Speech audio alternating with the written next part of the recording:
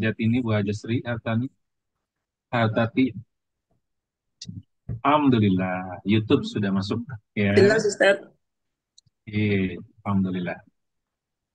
Baik, Bismillahirrahmanirrahim. Assalamualaikum warahmatullahi wabarakatuh. Waalaikumsalam. Nah, Waalaikumsalam warahmatullahi wabarakatuh. Alhamdulillahilladzi anzala sakinata fi qulubil mu'minina liyazdadu imanan ma'a imanihim. Asyhadu an la ilaha illallah wahdahu la syarika lah wa asyhadu anna Muhammadan abduhu wa rasuluhu la nabiyya ba'da.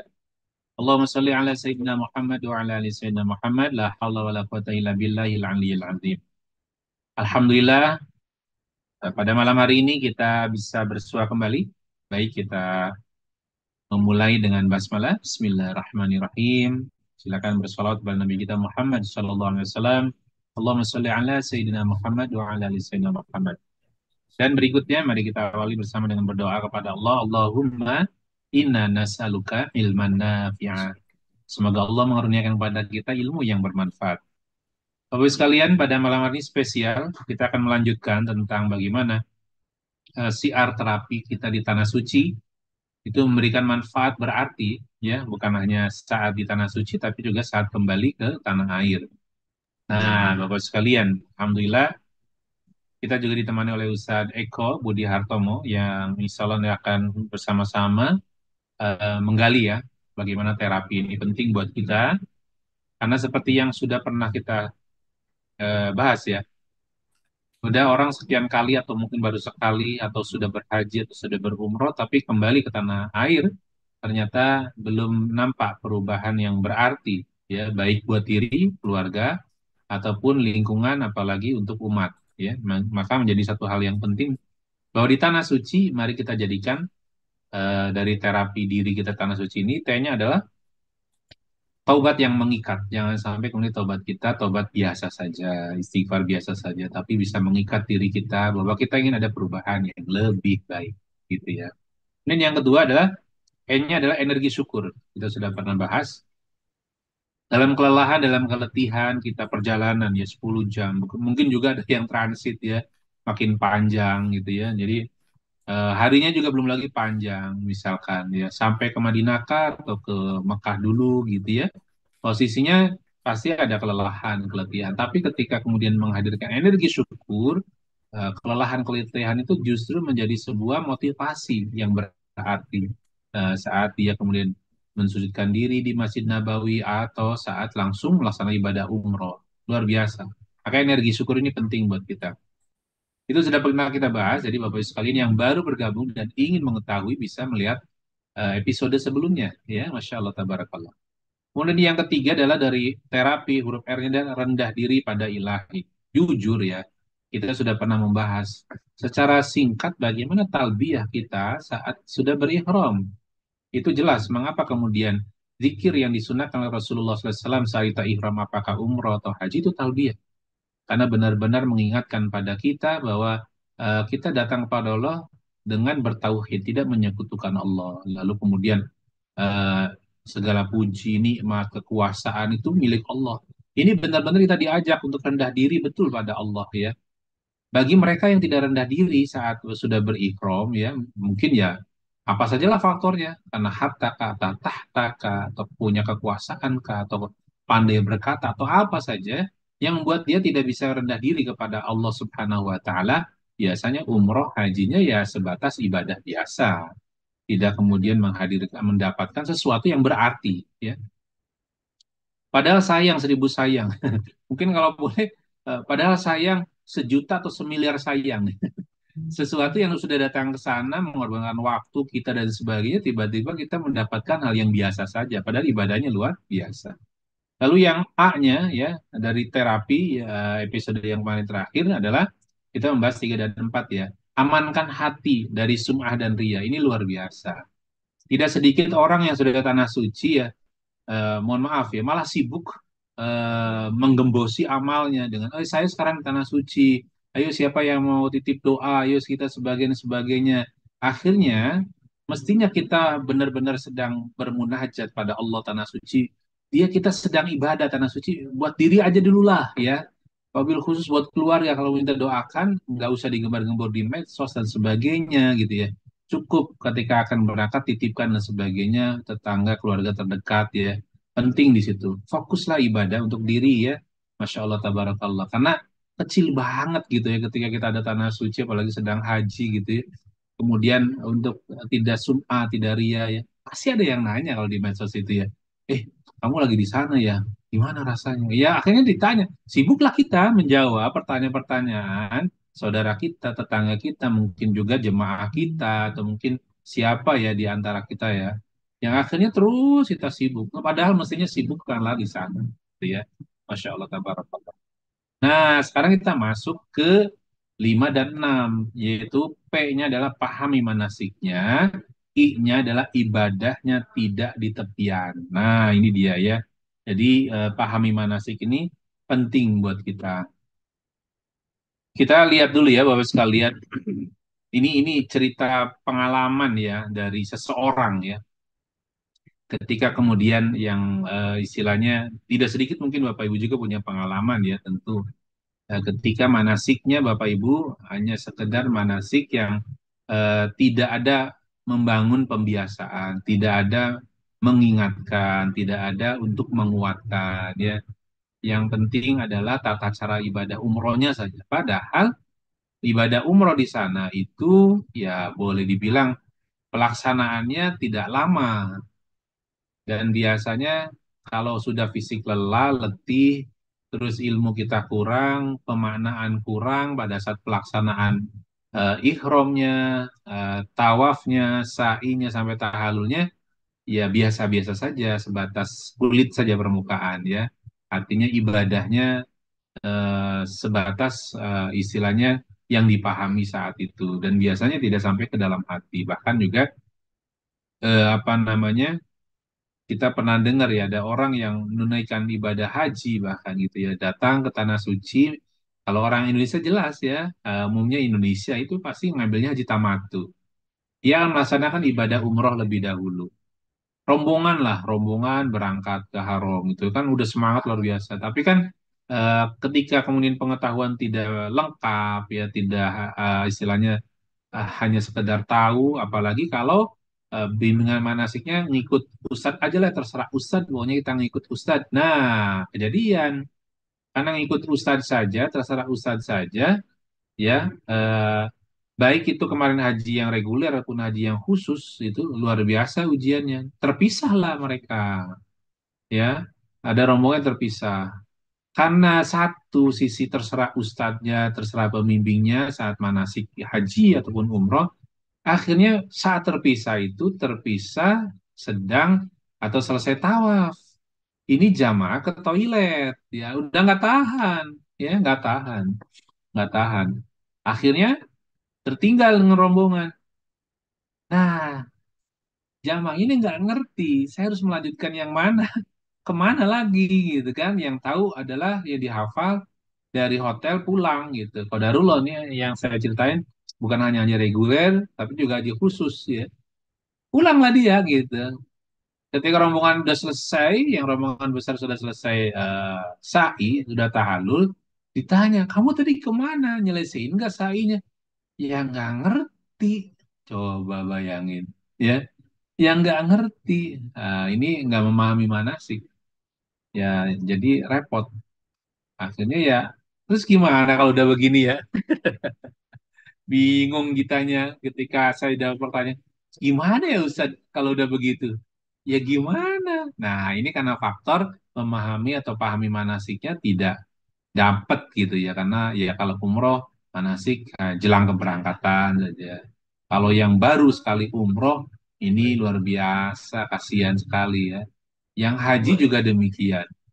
Sekian kali sih pertemuan, tapi banyaknya menyampaikan. Jamaahnya sudah narasumbernya hanya menyampaikan, tidak ada slide, nggak ada buku panduan, lalu kemudian juga nggak ada dialog, nggak ada pengetesan kualitas ibadah mereka sampai sejauh mana. Allah Allah ini luar biasa jadinya ujian ya ya Allah naudzubillah min dzalik. Ini menjadi hal yang perlu jadi perhatian ketika kemudian kita tidak memahami manasiknya. Nah, gitu ya. Ini sebagai sebagai apa namanya? bab pahami manasiknya. Sekarang kita akan dialog dengan Ustadz Eko ya, Ustadz Eko ya. Jadi Masya Allah, gimana nih Ustadz ya? Pada posisi pahami manasiknya, apalagi kalau haji kan jelas ya dengan umur dia khudhu anni manasikakum. Ini kalau bahasanya ya tergantung Ustadznya, semuanya saya ngikut saja. Gimana Ustadz pengalaman Ustadz ketika mendampingi jamaah umroh ya? Silakan Ustadz. Nah, Bismillahirrahmanirrahim. Alhamdulillah, alamin wassalatu wassalamu ala Rasulillah. Memang mungkin berbasis ihtimam terhadap ilmu Ustaz ya, yang terbangun mungkin berulang-ulang sebelumnya, sehingga sebagian jamaah memang tidak terdorong untuk tolab ya, untuk mencari, untuk berusaha memahami, kemudian bertanya. Bahkan pada sesi pertanyaan pun jamaah masih adem ayem begitu ya, masih duduk manis, senyum-senyum, yang kita sebetulnya berada pada apa poin besar tanda tanya gitu ya. Ini diamnya diam paham atau enggak begitu ya, atau malah Ya, masih bingung. Maka betul perlu ada kesungguhan yang bisa jadi mungkin ilmu yang tadi begitu ya, yang sampai, yang mampir begitu ya, yang ada di depannya walaupun sudah megang buku panduan, bisa jadi tertutup begitu ya, tertutup oleh entah dosa, entah juga mungkin distraksi ya, fokus-fokus yang lain, sehingga harapannya ini mungkin berbagi pengalaman sedikit saja yang di kami ngajar di SMP itu saja. Capaiannya sangat luar biasa, bab tolabul ilmi baru satu pekan gitu ya, anak-anak sudah bisa memperkenalkan diri dalam bahasa Arab dengan kalimat yang panjang. Kemudian beberapa hari terakhir, artinya belum sebulan, sekitar 1 bulan lah, anak-anak sudah bisa menamatkan 10 bab masing-masing dengan kosakata sekitar 10 setiap babnya gitu ya, dan juga dengan tanya jawabnya. Ternyata salah satu di antara ikhtiar wallahu taala alam yang kami juga bentuk habitnya itu adalah yang pertama memulai pelajaran dengan istighfar, memohon merendahkan diri kepada Allah, bertaubat atas dosa, kesalahan, kekhilafan, dengan kalimat astagfirullahalazim allazi la ilaha illa huwal hayyul qayyum Kemudian kita juga meminta para siswa, begitu juga gurunya gitu ya, untuk membaca Al-Fatihah terlebih dahulu, barokahnya kemudian Ummul Quran, kemudian dengan ayat kursi, 2 ayat terakhir Al-Baqarah, kemudian doa minta ilmu dengan diawali sebelumnya dengan raditu billahi robba wa bil islami dina wa Muhammadin rasulullah, kemudian amin as'aluka ilman nafi'an. Baru terakhir kami juga menyandarkan sepenuhnya kepada Allah Subhanahu wa taala. Allahumma la sahla ila ma ja'alta sahla wa anta taj'alul hazna idza syi'ta sahla. Maka ketawakalan ini juga penting mengawali mungkin proses memahami proses manasik yang akan dijalani begitu ya. Dan mudah-mudahan ini juga yang barangkali memang sering ditemukan saja lemah di beberapa travel. Tidak bermaksud apa-apa, hanya saja memang kenyataannya pembekalannya hendak berangkat, pembekalannya bahkan mungkin pernah kami juga diskusi dengan seorang pemateri lain begitu ya, di mana ketika haji kemarin, haji reguler, pesertanya 300-an orang, satu satu ruangan besar, pematerinya hanya satu, sound systemnya tidak mendukung. Wah, ini makin makin besar kasihan, tantangannya. iya Kasihan betul, banget. betul, betul, betul. Boro-boro paham begitu ya. Maka tadi benar-benar Allah uji ketika saya mah terserah Ustadz. Qadar Allah enggak, terpisah begitu saja. Dan ujiannya banyak sekali. Wallahu a'lam Ustadz, mungkin sebagian Ya, inilah bab sharing. pahami manasiknya. Jadi eh, kita akan mendapatkan jamuan dari Allah Subhanahu wa taala itu pertama pada posisi kalau kita kurang ilmu jelas ya kita jadi istilahnya orang Jawa bilang pelanga plongo ya. Jadi apaan nih? Udah gini ngapain lagi? Ya, makanya apa ya? Apa di Saudi Arabia dulu pernah Ustaz ya beberapa tahun yang lalu itu sampai melarang ada banner yang berisi tokoh-tokoh asatidnya. Kenapa? karena pengkulusan nggak boleh gitu ya. Ini penting Ya. memahami manasik ini. Bayangkan sementara ibadah itu harus dengan ilmunya. Kalau nggak ada ilmunya bahaya. Ya, ittiba boleh, tapi karena ini ibadah sendiri gitu ya, sesuatu yang akhirnya manasiknya sebentar. Iya sih, manasik bisa 2 jam, juga bisa mungkin 10 jam. Tapi ini juga pengaruh metode. Kalau kemudian hanya disampaikan tanpa ada panduan yang bisa dibaca, tanpa ada tanya jawab, iya, pembimbingnya pasti udah paham sekian kali berangkat ya. Tapi jamaahnya, apalagi yang baru sekali, tergambar juga enggak gitu ya. Nah, ini sesuatu yang apa namanya perlu menjadi satu panduan penting buat Bapak Ibu, buat keluarganya. Kalau mau menunaikan ibadah umroh, apalagi haji, ya. Jika di tempat Bapak Ibu di KBHU atau di travelnya Bapak Ibu belum paham juga, itu namanya ilmu baru, ya, namanya ilmu umroh, apalagi pertama kali, apalagi haji. Aduh, Masya Allah, ya. Sejujurnya, Ustaz Eko, Bapak Ibu sekalian, saya haji pertama itu saja masih masih mimpi itu. Ya, Masya Allah. Apalagi Ya. ilmunya. Ya gini ya. Haji kedua baru mulai sedikit. Itu belum belum paham. Sekian kali haji baru paham tuh Ustaz, ya. Ilmu manasik haji. Oh iya, apalagi walaupun walaupun gini Ustaz ya. Baca kitabnya, baca bukunya waktu belum haji dibaca. Itu berbeda. Ya, sekarang udah dibantu ada YouTube, ya, ada video dan sebagainya, sesuatu yang sangat membantu sejatinya. Nah, ini memahami manasik ini menjadi satu hal yang sangat penting buat kita, ya. Ada pengalaman Ustaz tentang pahami manasik lagi? Kalau tidak ada, kita akan beralih ke yang terakhir, ya, yang keenam dari I-nya. Nah, ada nggak Ustaz? Ada lagi tambahan? Belum kayaknya, Ustaz. Lanjut aja Oke, dulu. kita jalan saja ya. Nanti Bapak sekalian, Bapak Ibu kalau ada yang bertanya boleh silahkan ya kesempatan ini, dan Bapak Ibu sekalian, istilahnya nanti kita lanjutkan ke apa namanya, terapi tanah suci yang keenam, yaitu I-nya adalah ibadah tidak di tepian, ya. Jadi ibadah jangan di tepian. Nah, ya kita akan bahas nanti. Namun sebelumnya saya mengucapkan terima kasih jazakumullah khair jazaa untuk para donatur Pintar Peduli yang terus membersamai Yayasan Pintar Indonesia dalam program Pintar Pedulinya, baik di wakaf maupun di kegiatan-kegiatan donasi lain untuk anak yatim, orang tua asuh, ya. Kemudian juga sembako bulanan, ya, terus juga apa namanya kegiatan-kegiatan wakaf Qur'annya selain wakaf tanah, ya, yang terus masih kita buka. Kami aturkan jazakumullah jazah, ya. Termasuk siar ini. Dan sebagai informasi juga Mas sekalian, siar ini menjadi siar terakhir, ya, karena di bulan September kita akan beralih jam siarnya, termasuk juga sudah ada offline-nya. Jadi ada tatap mukanya, bukan hanya titip muka, ya. Ada tatap muka insya Allah mulai bulan September. Setiap hari Kamis, ya. Sore hari dari Bada Asar sampai dengan Maghrib. Kita nanti ada program buka puasa bersama. Jadi pengajian, ada tilawah bertema, ada zikir, ada kajian, ada doa jelang buka puasa. Nah, ini kesempatan buat sekalian. Bagi para donatur orang tua asuh yang mau menitipkan doa, insya Allah ya, nama siapa dan sebagainya. Bagi yang mau hadir silahkan. Ini sepekan sekali insya Allah. Bagi yang Ustadz, aduh saya nggak bisa ngapa-ngapain, saya mau titip dana saja buat buka puasa yang puasa. Masya Allah silahkan ya. Biasanya yang hadir antara 50 sampai 100 ya. Jadi sekalian silakan ya. Menunya sudah disiapkan untuk tajil, untuk buka puasa juga, untuk makannya juga disiapkan insya Allah. Baik, Bapak sekalian, sekarang kita melangkah kepada yang keenam, I-nya, ibadah tidak di tepian.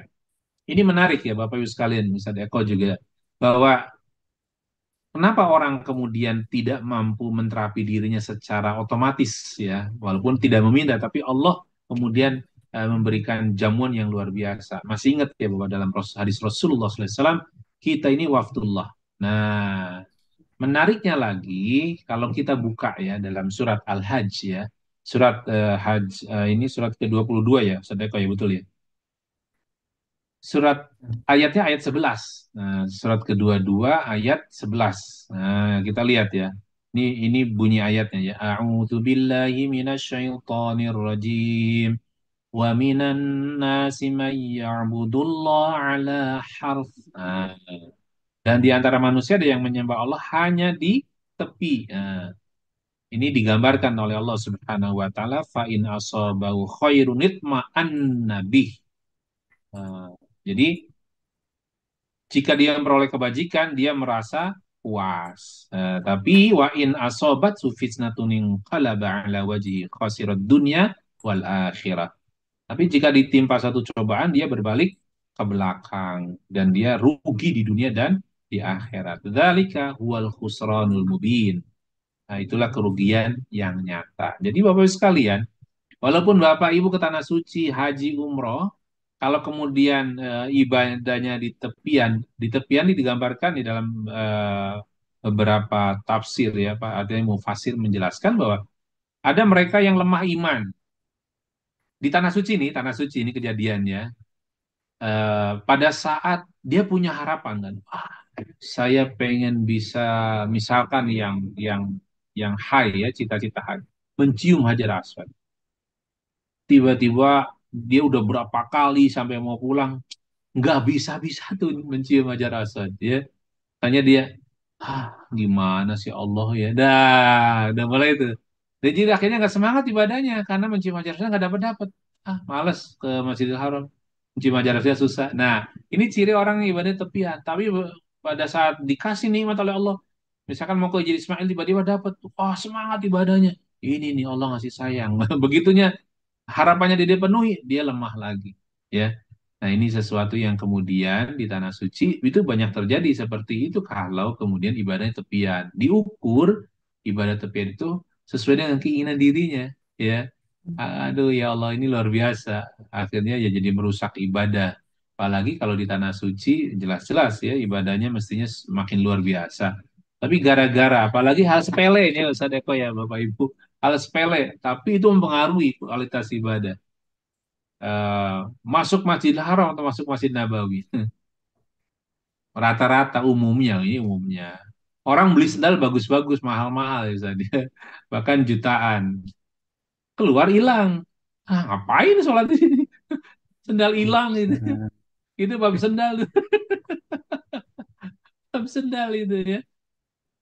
Coba itu ini ibadah tepian ya. Lebih dalam lagi nanti saya akan bahas. Tapi kita dialog dulu dengan Ustadz Eko. Silakan Ustadz. Bab ibadah jangan di tepian gitu. Ini saya melihat bahwa kalau ibadah di tepian ya nggak bisa menerapi dirinya, nggak dapat apa-apa, justru malah jauh dari harapan. Tafadhol Ustadz Eko. Nah, oke, mohon izin, Gurunda. Jadi di ayat 11 ini sebetulnya paket dengan ayat 13 sampai 13 begitu ya. Di Panjang tafsir ya ternyata. panjang sebetulnya. Di tafsir Al-Muyassar yang kami sekarang sedang lihat, disebutkan bahwa di antara manusia ada yang masuk Islam dengan dorongan yang lemah dan keraguan, sehingga dia menyembah Allah dengan ragu-ragu, layaknya orang yang tengah berdiri di atas tepi gunung atau tembok. Dia tidak mantap berdirinya, dan dia mengaitkan keimanan erat dengan kehidupan dunianya, seperti yang tadi disampaikan oleh Ustadz Lili, begitu ya. Dan sebab itu pula menjadi dia akan mendapatkan potensi rugi di dunia, karena apa yang ditakdirkannya, dia tidak akan keluar dari garis yang ditetapkan Allah, begitu ya. Bisa jadi dalam proses ketika melakukan amal ibadah, baik itu sholat, tawaf, atau mungkin sa'i, tahalul, atau yang sebagainya, ketika keraguan-raguan ini, ketidakmantapan iman, dorongan yang lemah dan keraguan ini tidak diantisipasi sejak awal, akan menyebabkan kualitas ibadahnya itu menjadi memang tidak berkualitas, begitu ya. Ini yang kita khawatirkan, apa yang disebutkan oleh Nabi Shallallahu Alaihi Wasallam dalam hadis riwayat Abu Hurairah dalam kitab Musannaf Ibnu Abi Syaibah, di mana Nabi pernah menggambarkan tentang orang yang beribadah sampai puluhan tahun, tapi ternyata di sisi Allah, kata Nabi, tidak ada satupun yang diterima. Ini yang membuat kita seharusnya kemudian berpikir. Sebagian orang terdorong, termotivasi ketika mendengarkan bahwa sholat di Masjidil Haram itu 100.000 kali. Yang kalau kita bayangkan satu kali sholat subuh di sana, kalau kita kalkulasi, itu setara dengan lebih dari 273 tahun kita sholat selain di Masjidil Haram, Masjid Nabawi, dan Masjidil Aqsa. Tapi ternyata sebagian orang tidak menyadari bahwa ternyata peluang mendapatkan pahala besar itu bisa menjadi nol besar jika tidak dibarengi dengan sempurnanya atau mungkin terlaksana dengan baiknya rukun-rukun, syarat-syarat sah. Yang ini perlu ada kekokohan dalam ilmu, begitu ya. Maka mungkin di antara bentuk ibadah tidak di tepian ini, di antaranya adalah bahwa apa yang kita dapatkan, apa yang kita jalani, yang pertama adalah perlu diyakini bagian dari qada dan qadarnya Allah. Kemudian berikutnya adalah kita harus benar-benar menyadari bahwa kita benar-benar memang telah dimudahkan oleh Allah Subhanahu wa taala. Ada keterlibatan Allah yang tidak mungkin kita lepaskan di setiap detik kita yang menjadi pemaknaan itu sendiri dalam ibadah. Sekilas mungkin seperti itu Ustaz ya. Ya, jadi memang inilah yang menyebabkan kemudian ibu bapak sekalian tidak sedikit ya aktivitas ibadah seseorang saat di tanah suci, apakah umroh atau haji itu akhirnya gampang kendor ya. Eh, 5 waktu tuh nggak bisa di Masjidil Haram, tidak bisa di Masjid Nabawi ya. Tidak bertahan lama. Ya, ini ukuran yang sederhana ya, artinya menimpa siapa saja. Padahal sudah bayar mahal gitu ya, sholatnya di hotel. Ini karena ibadah memilih di tepian, kan sudah banyak amalnya. Ini luar biasa ya. Termasuk juga yang pilihan hotel bintang 3, ini juga tantangannya lebih berat. Ternyata kata orang bukan di bintang 3 yang lebih berat, justru bintang 5 yang terdekat. Ya, kalau Iya, bintang 3 itu rata-rata udah bersiap, pokoknya 5 hari udah nggak usah perlu makan di hotel, yang penting di masjid. iya, Semangatnya berbeda, tapi bintang 5, oh masih belum adzan, tenang aja. Jadi akhirnya malah tertidur. terlena. Kalau saya tahu pengalamannya, itu rahasia. Iya, Nah, ini kemarin terakhir ya, kita dapatkan pengalaman ya bagaimana ibadah itu ternyata ada tingkatannya ya dari pengalaman ini. Pertama, ibadah yang dilakukan dimanapun sejatinya, tapi di tanah suci ini yang luar biasa. Itu ibadah sekedar menggugurkan kewajiban. Iyalah, ibadah ini tetap punya nilai pahala di sisi Allah Subhanahu wa taala ya jelas ya. Artinya itu sudah jaminan diterima. Ibadah menggugurkan kewajiban. Namun dampak pada jiwa seseorang ketika ibadah berkewajiban ya sebatas itu saja. Ya bahwa ya saya sudah ibadah dan kecenderungannya yang sunnah-sunnah banyak tinggalkan. Padahal berkahnya luar biasa ya berlipat gandanya. Yang wajibnya saja. Ya, yang nggak sedikit seperti itu. Bahkan juga sholatnya jadi mepet-mepet. Yang penting saya udah sholat berjamaah. Iya sih, itu udah bagus ya. Tapi itu juga masih berlaku juga kayak di Indonesia. Ini tanah suci gitu ya. Itikaf nggak dilaksanakan gitu ya. Penting adzan jam berapa? Oh tenang lama. Gitu. Jadi kadang sholat telat gitu. Yang penting sholat gugur kewajiban iya, berjamaah iya. Bukan di hotel, bukan ini sholat. Tapi kadang di pelataran. Yang penting sholat berjamaah gitu ya. Ini sesuatu. Sudah sholat, sudah sholat gitu ya. Zikir lewat. Kenapa? Begitu sudah selesai sholat, ya handphone dilihat, ada apa nih? Ada luar jam-jam biasa. dibuat. Masya Allah, tabarakallah. Bagus, tetap bagus. Cuma ada yang lebih bagus lagi. Bukan hanya sekedar melakukan kewajiban. Naik tuh ibadahnya. Apa tuh? Ibadahnya berkualitas. Ya, sisi kualitas ini bisa dilihat dari aktivitas atau amalan ibadahnya. Tidak hanya mengerjakan yang wajib, tapi sunnah. Artinya itikaf dilakukan sebelum azan sudah di masjid gitu ya. Jadi sesudah azan, sudah sholat zikir atau sunnah dijalankannya. Nah ini berkualitas buat dirinya. Ibadahnya juga sudah bukan hanya sekedar kewajiban buat dia. Saya harus cari ibadah yang lebih baik. Nah, kan ayyukum ahsanu amala, apalagi di sana ya. Kemudian meningkat lagi. Tidak hanya berkualitas, tapi nah ini nih naik lagi nih. Kalau sisi kualitas ibadahnya iya udah bagus. Tapi dia punya punya target lagi, ibadah tidak hanya berkualitas. Apa dengan ibadah ini yang bisa mendidik saya lebih baik lagi? Nah, ketemu tuh pemaknaan ibadahnya. Iya, kenapa ya ibadah? Iya, kenapa ya? Nah, ini luar biasa. Jadi itu pengaruh buat dirinya apa? dan dia mencari ibadah ini kenapa di sini bisa lebih nikmat, kok di tanah air saya nggak seperti ini. Nah, jadi mencari pengikat buat dirinya supaya ibadah dia tidak hanya nikmat tanah suci, jadi di bawah. Nah, pemaknaan ini yang orang naik, dia tidak hanya menggugurkan jiwa, menggugurkan kewajiban, tidak hanya kemudian berkualitas ibadah itu sendiri, tapi juga memiliki dampak pada dirinya lebih baik lagi, ya. Nah, ini namanya totalitas. Nah, jadi ikhlas ini totalitas, ya, buat dia. Oh, apa ya? Saya harus ketemu nih yang membuat saya jadi semangat juga di tanah air. Ya, jangan sampai di sini saja. Nah, dia akhirnya apa?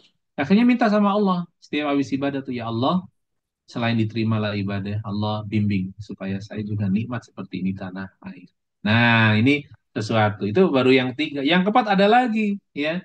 Yang keempat itu ada lagi bagaimana kemudian Bapak Ibu sekalian, yang keempat ini adalah ibadah yang, kalau yang ketiga tadi adalah ibadah yang punya akhlak, ya. Jadi merubah akhlak dia makin mulia. Kalau yang keempat ini tingkatan lebih lagi, bukan hanya ibadah buat merubah diri jadi makin berakhlak mulia, ibadahnya makin makin lebih baik, tapi yang keempat ini adalah ibadahnya makin memberikan dampak, ya, kepada lingkungan. Nah, jadi lebih luas lagi tuh.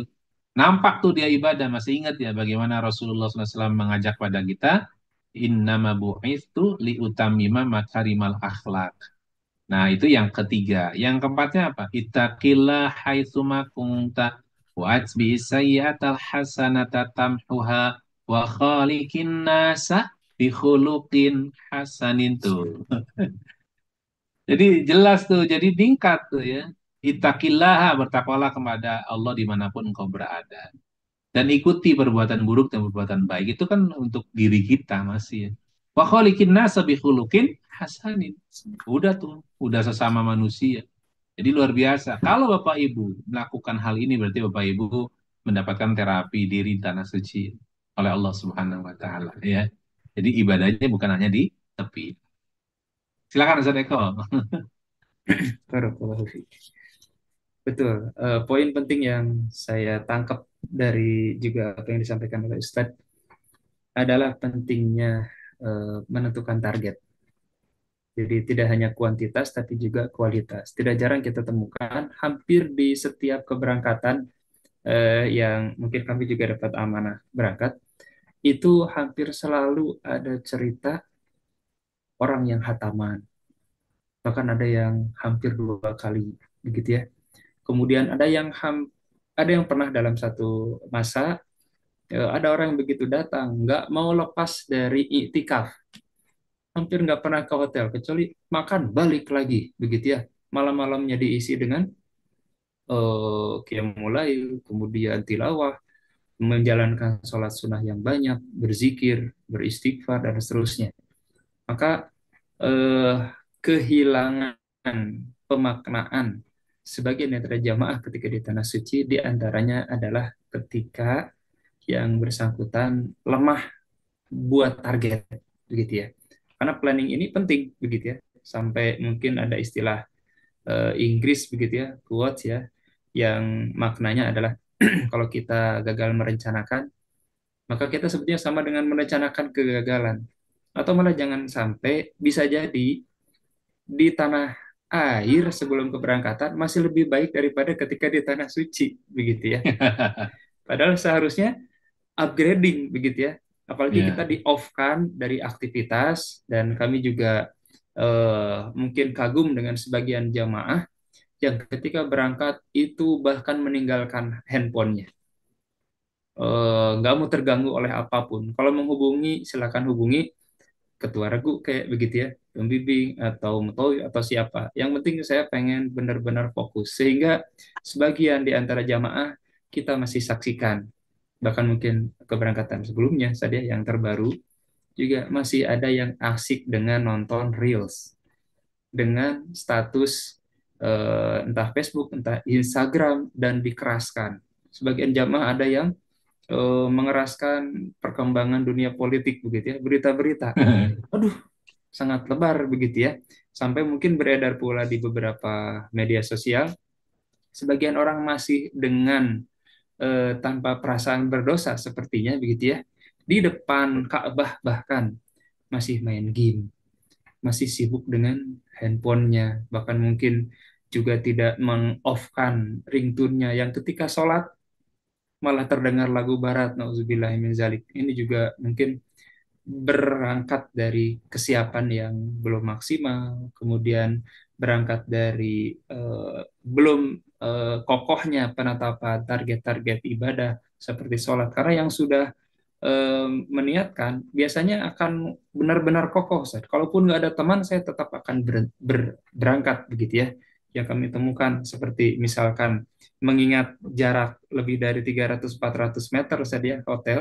Yang ini kelas-kelas tadi ya, mungkin ya. Terlalu tergantung bintangnya.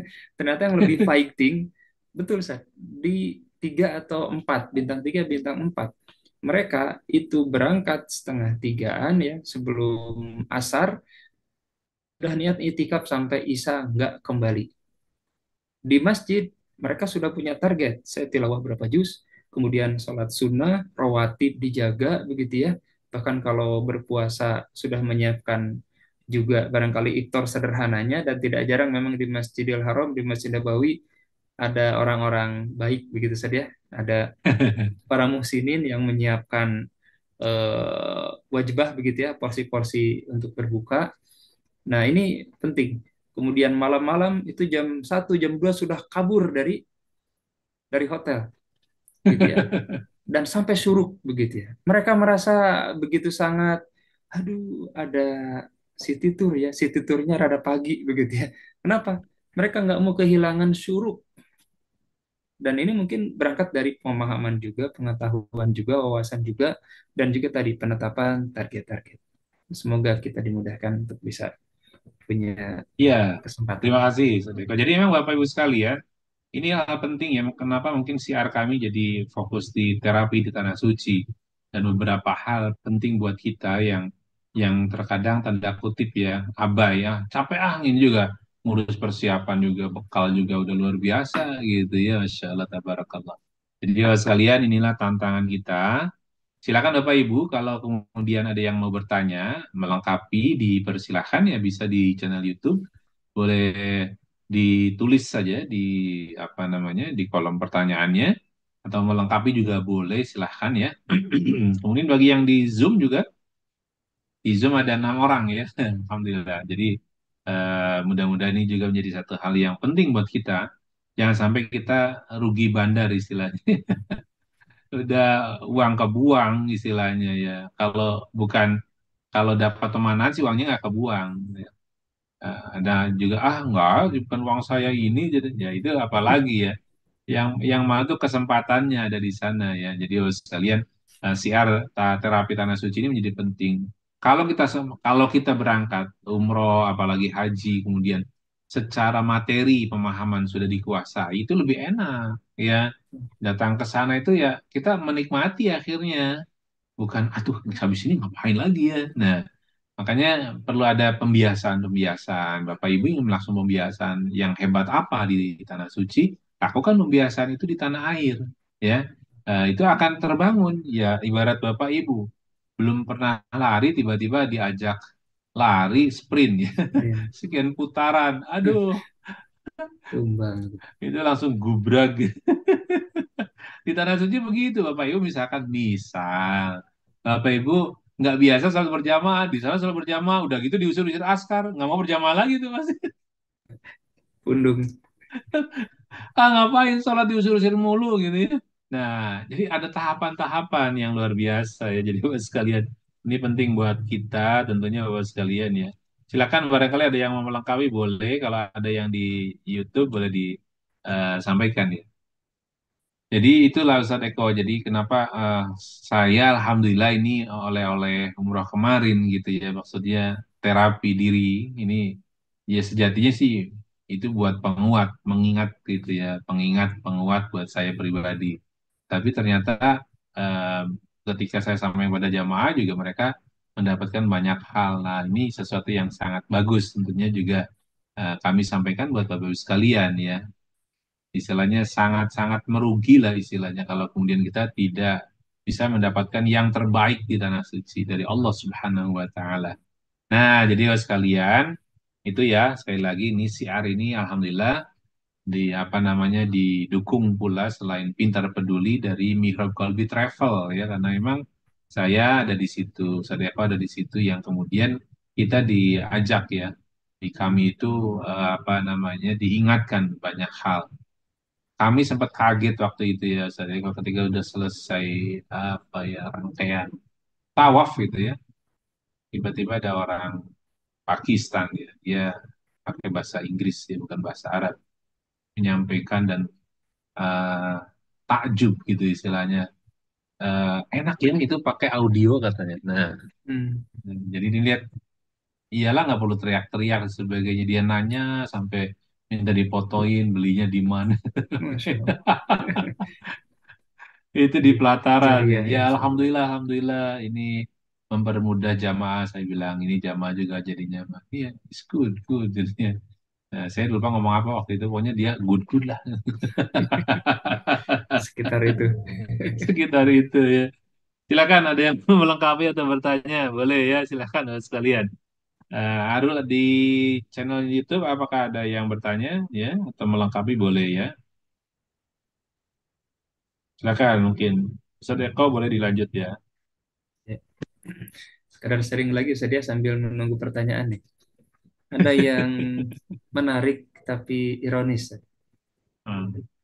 bahwa ternyata sifat negatif yang tidak tidak disiapkan perbaikannya itu berefek juga tidak baik di sana. Hmm. Seperti misalkan ketika antrian makan nyerobot gitu ya. Hmm. Kemudian ketika ini juga yang ma'ruf ya di kalangan para petugas catering di sana di antaranya apa? Kalau ada buah-buahan orang Indonesia itu ada yang makan di tempat kemudian pulang bekal. Ini juga menandakan egoisme yang ternyata terakhir kami juga mendengar ketika kita lagi ngantri ada yang seorang ibu sepuh mungkin ya karena pengen cepat-cepat tapi antriannya panjang kemudian mengatakan nenek dulu nenek dulu sambil terus nerobos begitu ya. Ini juga perlu tadi habit ya, perlu peningkatan kesabaran, kemudian keikhlasan, keridoan, supaya kita bisa tetap menjalani ibadah dengan sebaik-baiknya. Yang tak kalah apa bikin kami prihatin itu adalah ternyata masih banyak jamaah, bahkan bisa jadi tidak hanya Indonesia, yang kebiasaan buruknya masih terbawa ke sana. Makan minum pakai tangan kiri sambil berdiri, berjalan, ngeri. Dan kami diskusikan dengan mutawif, dengan juga mungkin jamaah yang lain, mereka sudah geleng-geleng begitu ya mengatakan sulit sekali merubah kebiasaan ini. Bayangkan tanah suci terkotori oleh kebiasaan tidak baik yang menyelisihi sunnah yang dilakukan oleh para jamaah. Semoga Allah ampuni begitu ya seluruh jamaah Amin. yang masih demikian. Tapi perlu ada edukasi-edukasi yang perlu ditekankan dan ditanamkan kepada jamaah, terutama ketika di manasik tentang tadi ya penentuan target, kemudian tentang kesalahan-kesalahan yang banyak terjadi supaya tidak terulang. Dan semoga ini jadi tambahan apa ya motivasi buat kita untuk bisa benar-benar menyempurnakan ketundukan kepada aturan Allah Subhanahu wa taala. Ya, ini pengaruh karena apa namanya tadi ya, manasik tidak terpahami dengan baik. Kemudian manasiknya eh, apa namanya porsinya hanya di bab fikih ibadah saja. Ya, Padahal ada akhlak, ada adab, ada niat yang itu mempengaruhi. Belum lagi sisi kemudian pada sisi ibadahnya di tepian. Something umrohnya sudahlah, saya sholat di sini juga sama kan, pahalanya juga sama gitu ya. Jadi termasuk tadi akhlak ya, pada saat ngambil makan juga kebanyakan sisa. ya, Terkadang juga di tempat-tempat makan ngobrolin gibah, namimah, sesuatu yang tanpa sadar itu bukan menuai pahala ya, tapi jadi malah menambah dosa. Sesuatu yang Terkadang ya biasa saja, atau naudzubillah malah debat, ribut gitu ya. Sesuatu yang memang Masya Allah itu justru membuat jadi karat hati kita gitu ya. Ibadah juga ya terpengaruh. Ini hal-hal yang ya istilahnya jauh harapan untuk bisa menterapi diri ya dari berkahnya tanah suci gitu saja. Kita belum lagi Quran kalau kita baca zikir ya berlipat-lipat luar biasa ya.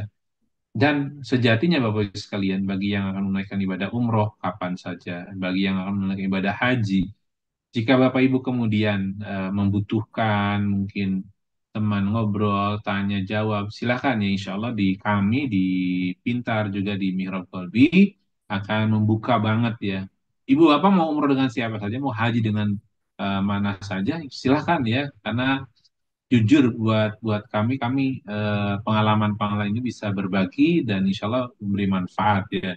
Tidak sedikit ya jamaah-jamaah yang dari luar juga kalau kita lagi haji atau lagi umroh atau bahkan sedang di tanah air juga ditanya ya.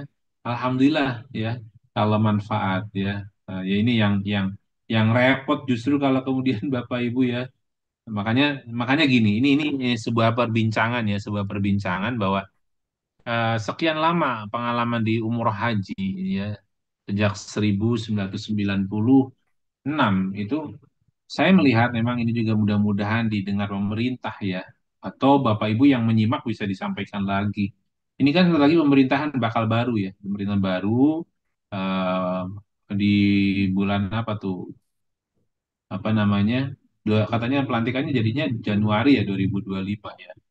Allah alam lah pokoknya nanti presiden baru dan wakil presiden baru sistem baru mudah-mudahan termasuk ada apa kementerian urusan haji dan umroh jadi dipisah bukan hanya kementerian agama di lapangan ya punten-punten ya.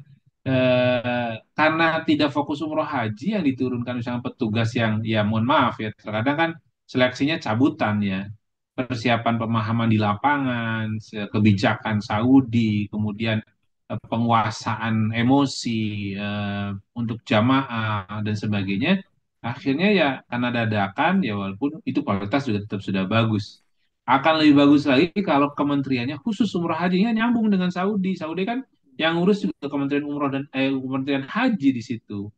Jadi kalau Kementerian Agama sudah banyak yang diurus. Ya kalau saya boleh bilang kasihan teman-teman di Kementerian Agama kalau harus ngurus hal-hal seperti ini lagi ya.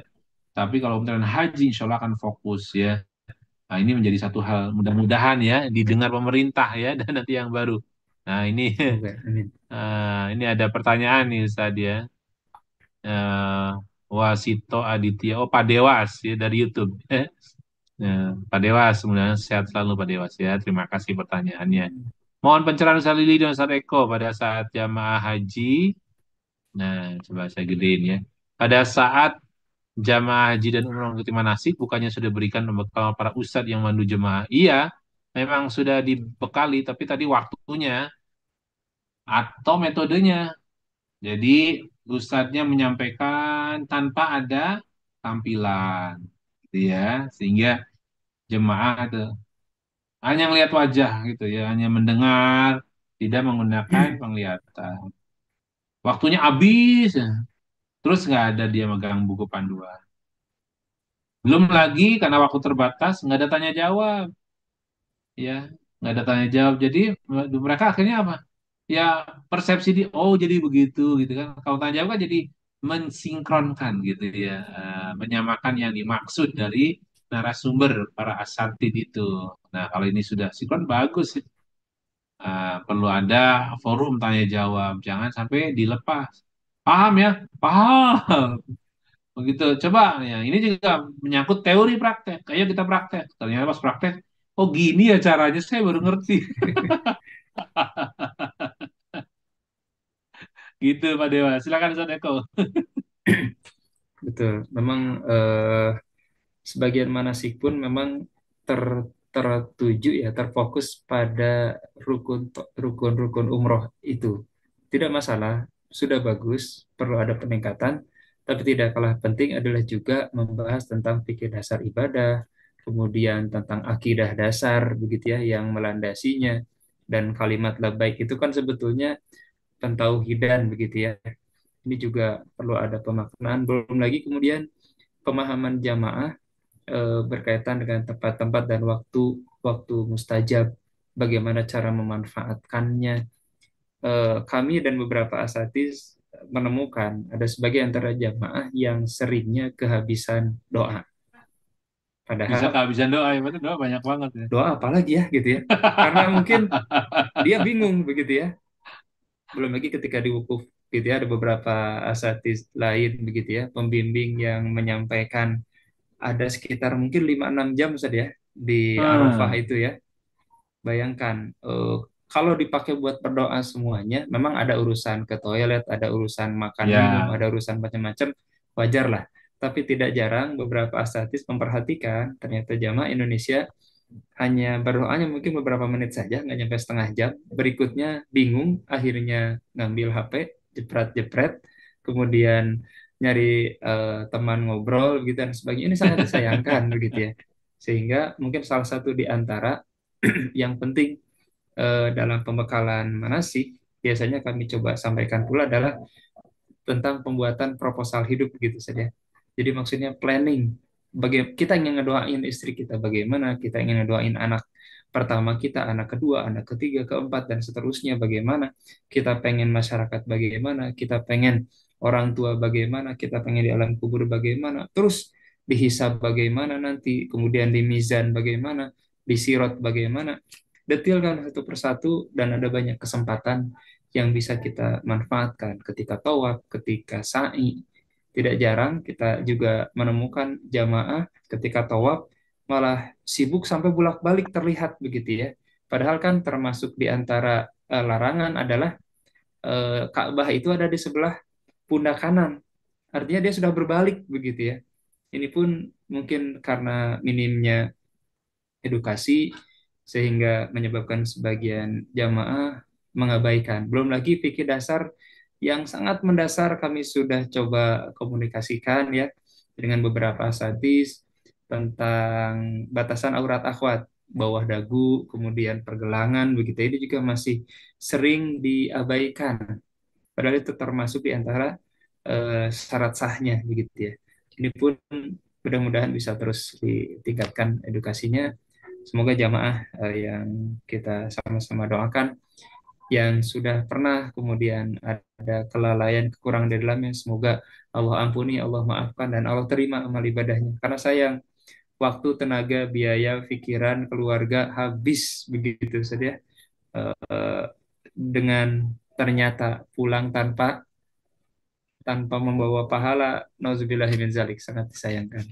amin, amin ya. Oh, Kita doakan pokoknya prinsipnya. Karena boleh jadi tadi faktornya belum tahu, ya belum paham. Makanya baru tahu kalau hal-hal seperti ini diingatkan, baik oleh kami mungkin juga bagi oleh yang lain, insya Allah ya.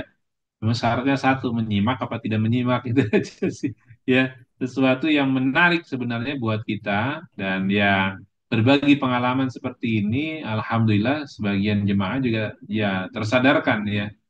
Wah, kalau gitu kalau umroh yang akan datang saya harus memperbaiki diri nih, harus sungguh-sungguh lagi. Ya, jangan kemudian sisi yang lain ada jemaah, ah ribet juga ya ibadah. Ini sisi yang imannya harus ditingkatkan kalau ngomong ribet ya, karena memang banyak hal yang bisa kita ambil kesempatan. Nah, ya tahapannya memang tadi minimalis bisa gitu kan, menggugurkan kewajiban. Tapi menggugurkan kewajiban kan ada syarat rukunnya tetap ya, Bapak Ibu sekalian.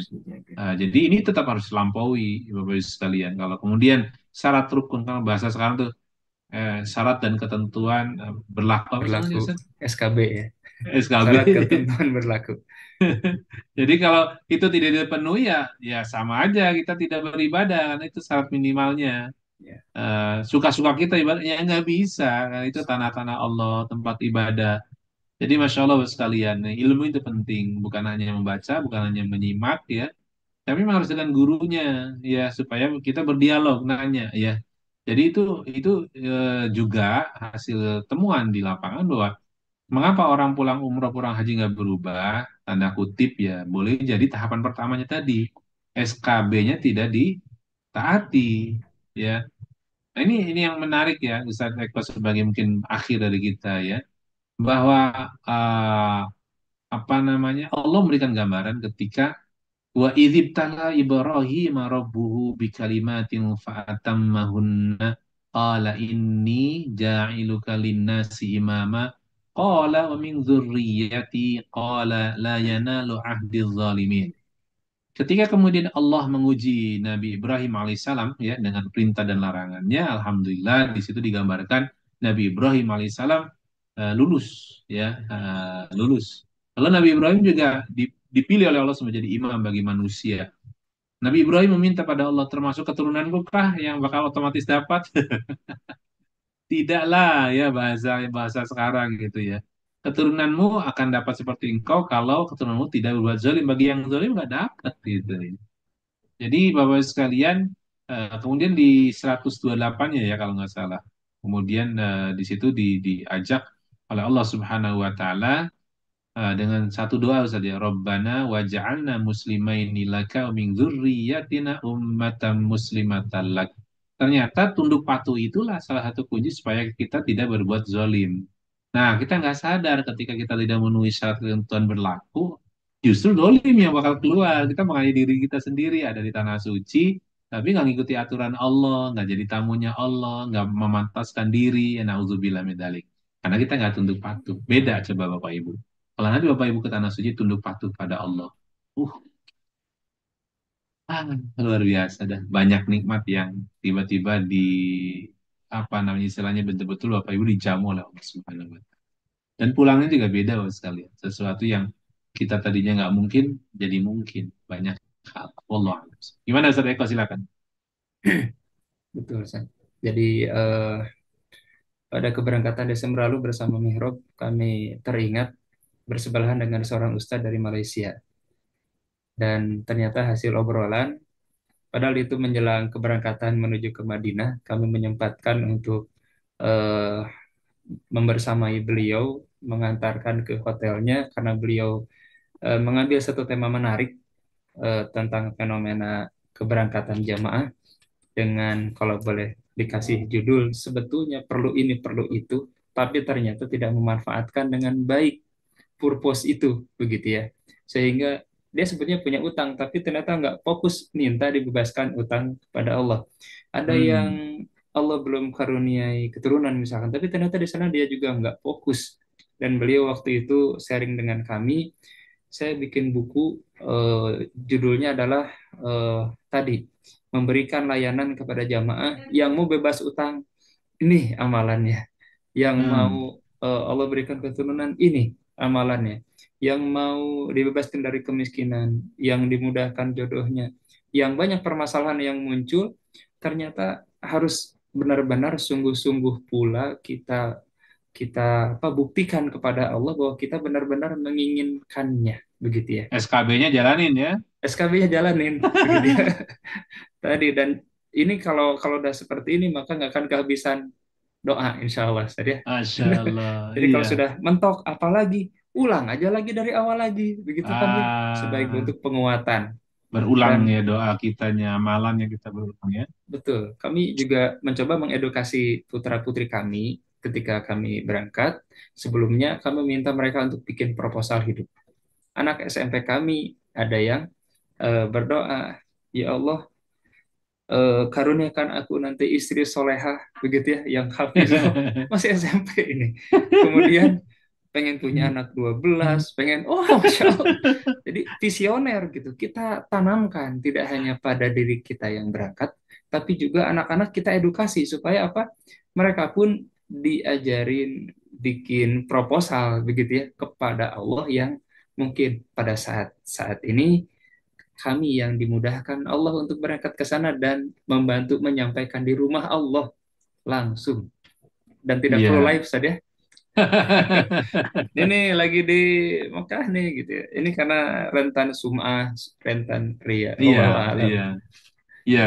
Ya, mungkin ada beberapa jemaah yang itu penting.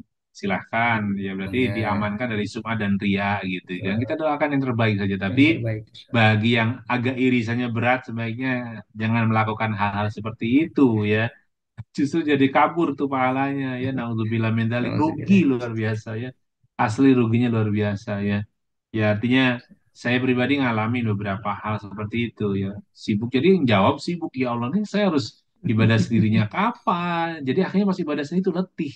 Tahu-tahu waktunya habis, ya Allah udah mau komat lagi. Lewat, lewat ya.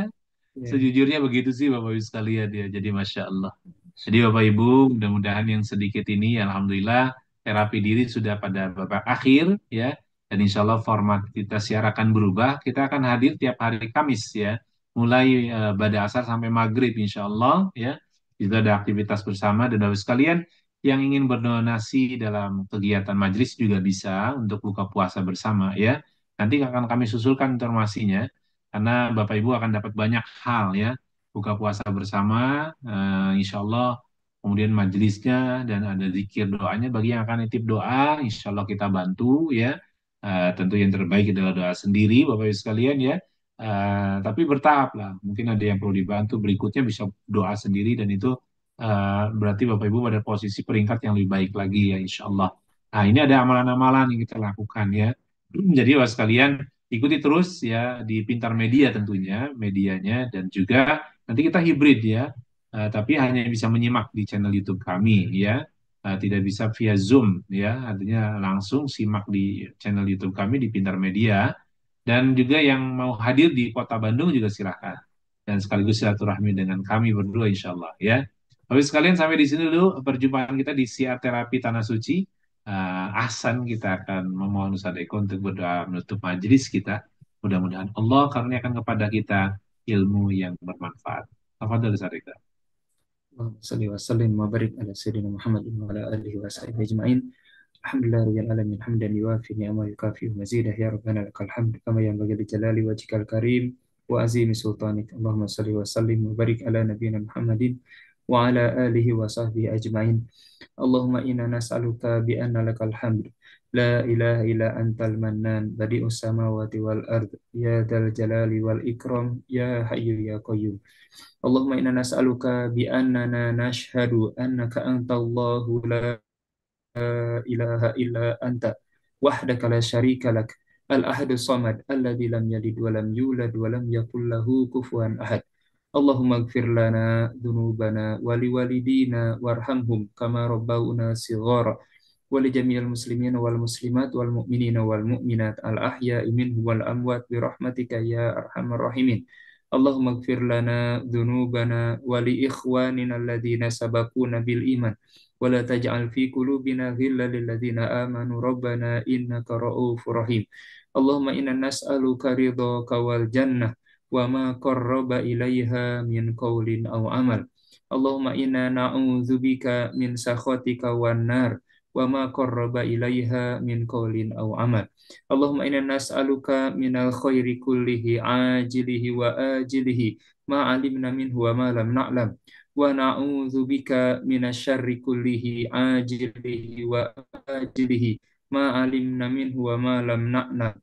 Allahumma inna nas'aluka min khairi ma sa'alaka minhu 'abduka wa nabiyyuka Muhammadin sallallahu alaihi wasallam wa na'udzubika mimma sta'adza bihi 'abduka wa nabiyyuka Muhammadin sallallahu alaihi wasallam wa khairul musta'an wa alaikal balag wa la haula wa la quwwata illa billah.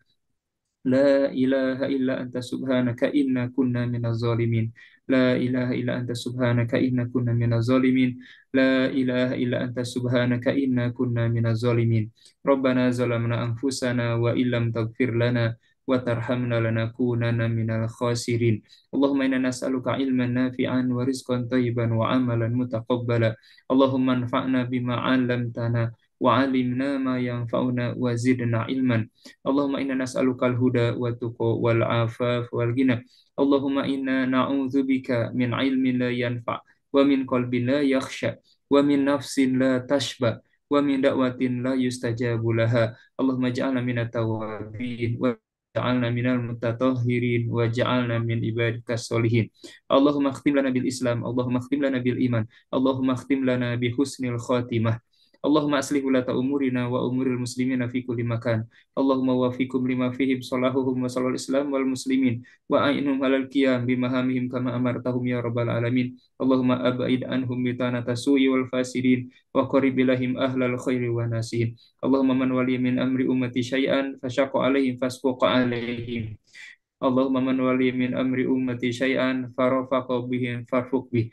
Allahumma ja'al auladana auladan solihin hafizina lil Qur'ani was sunnah fuqaha fid mubarakan hayatuhum fid dunya wal akhirah.